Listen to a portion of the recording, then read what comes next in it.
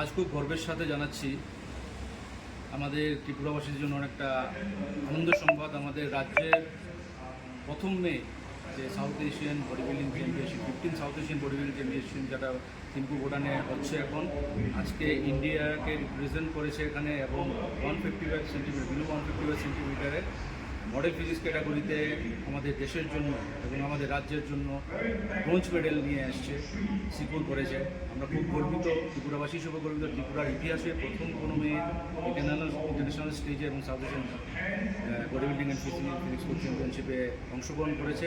আমরা চাই আপনারা সবাই একে আশীর্বাদ করুন এবং ওর যোগ্য সম্মানটুকু আমরা তাকে দেওয়ার চেষ্টা করছি এবং আমরা দেশে ফিরে চেষ্টা করব আগামী দিন যেন আমাদের সকল বাধা বিপত্তি এড়িয়ে আমাদের রাজ্যের মেয়েরা আরও এগিয়ে যায়, রাজ্যের থেকে বেরিয়ে আন্তর্জাতিক স্তরেও নিজেদের নাম এবং আমাদের নাম অনেকটা উপরে তুলেছে।